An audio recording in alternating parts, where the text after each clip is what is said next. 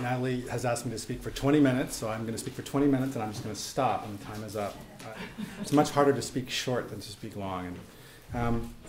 And just so everyone knows, I'm not here really to sort of tell you what to think about the subjects we're going to talk about. I'm really here to stimulate a conversation. And I'm very interested to know what you have experienced and how your ministries have been in the context of the healthcare in general, and particularly with regard to dementia. So I'm really just wanting to stimulate a conversation that I think we're going to have communal conversation after. Isn't that right? Great.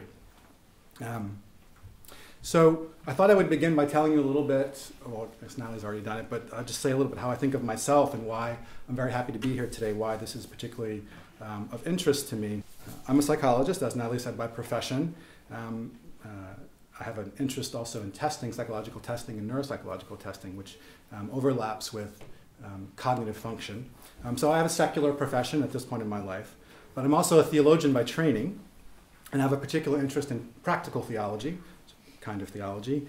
So I have a theological orientation, and I'm also intrigued by the concept of vocation in life. So I have a curiosity about ministry in the largest sense of that word. On my way to becoming a psychologist, I worked as a chaplain and a pastoral caregiver in hospital and hospice settings and in a variety of elder care environments. And these were experiences that at times were very frightening to me initially, later deeply moving, sometimes quite hilarious, and ultimately very richly rewarding. My various experiences of ministry in healthcare settings has taught me that among all the folks that work so hard to care for persons, that the roles of pastoral caregiver or a chaplain are strikingly unique, very different from other kinds of care. So I'd like to talk with you today about that uniqueness and what it means both theoretically and practically. All the many dedicated clinicians in this place and everywhere who devote themselves to medicine and to the sciences of healing offer more and more tools for staying alive. And it's amazing what the medical sciences have yielded, truly amazing. The goal of these clinicians is to prolong life, more life, and that's not a gift to be sneered at, certainly. In my experience, however, they have very little to say to us about the art of living, whether life be long or short, or of dying, whether death come quickly or slowly. And theirs is not to stand with us at the frontiers of human experience, to search with us for the meaning in moments of fear and uncertainty, whatever the outcome may be. This is not a criticism. It's merely an acknowledgement of different roles in caregiving. Doctors and nurses and other healthcare providers, including psychologists, do not, merely by their presence, invoke the perspective of the transcendent. And that's where you come in. Folks in pastoral ministry, chaplaincy, whatever we're calling it, have a goal unlike anyone else in healthcare. And I would argue that the primary goal of pastoral caregiving is not more health or even more life, however desirable those things may be, but something quite different. It's my belief that the goal of pastoral care and pastoral caregiving is to effect disclosure and transformation, whether health is robust or compromised, whether life is long or brief. Disclosure and transformation remain the goal.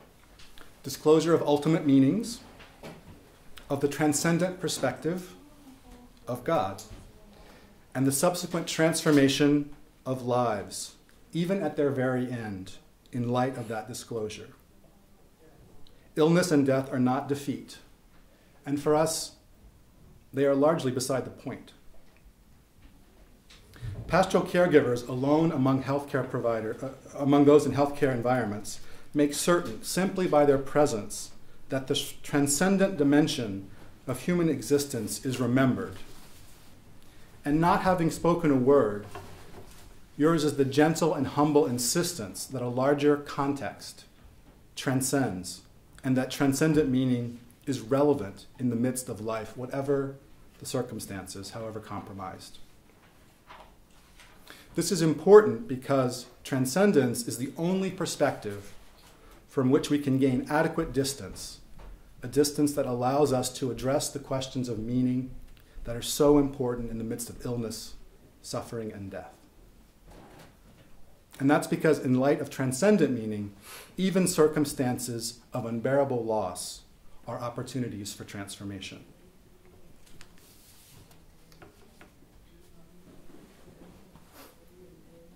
Pastoral ministers, as you well know, move through special ministry contexts as practical theologians. And practical theology, broadly, is reflection on the nature of ultimate meaning, God, that is grounded in the faith lives of individuals and communities. Practical theology, if you will forgive the metaphors, is boots on the ground, in the trenches theology. By examining how people live their faith lives, we can look critically at what we have known about God in the past and imagine ever-evolving ways to disclose the divine so that the world may be transformed in light of the disclosure. Now, this is particularly important in the context of special ministries and in the context of cognitive impairment, of the cognitive impairment that characterizes dementia. In the context of dementia, the fullness of God's truth may be contained in something as small as a warm smile or just showing up over and over again. It's something to think about. The fullness of transcendent or ultimate meaning could just be a warm smile or showing up over and over again. And this is a time when practical theological reflection in the context of healthcare in general and of the exploding rates of dementia in particular is crucial in order for us to minister effectively. I don't know if any of you heard WBUR's special series on dementia last week, I believe it was, where there were a number of people interviewed talking about the exploding rates of dementia. It's an epidemic in this country as lifespans for some segments of the population get longer. If you haven't heard it, you can go online and listen to it. The most valuable part, I thought, of the production was just hearing about the experience of people with dementia and what it's like to have dementia, because that's really the hardest thing for us to imagine. There was also an article in the Times 3 weeks ago, I'll give you the citation, written by a woman who had traumatic brain injury, and she describes very eloquently the experience of having traumatic brain injury. It's not the same as dementia, but there are a lot of overlaps. It's really worth reading, and I'll give you that citation. So from a pastoral theological perspective, effective ministry for disclosure of God and transformation in light of the disclosure must address the specific contingencies of the context of ministry, where we're ministering. And for the purposes of our conversation, the context is dementia.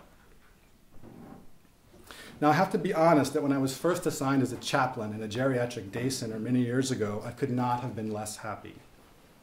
I had worked with many people at the end of life, and they suffered from many illnesses, but I had never worked with people with dementia or any kind of cognitive impairment. I had never worked with people whose identities had been winnowed away, and my first experience of these people was very frightening to me. Because my own identity and my own defenses are heavily intellectual, I'm sure you can tell, I was at a complete loss with folks whose cognitive abilities were compromised. And I couldn't imagine what ministry to these people who couldn't remember me from day to day would look like. And truthfully, I wasn't really sure that I wanted to know. And since then, a great deal of learning ensued.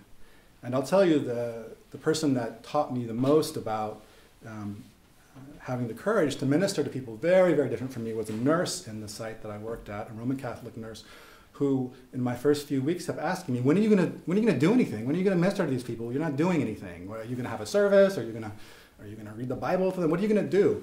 And I didn't know. So I asked her, what do you think I should do? And so she had a few ideas about what I should do. She said, this person is Roman Catholic, this person is Jewish, do these things with them. And it worked. It really worked. She was an amazing teacher to me.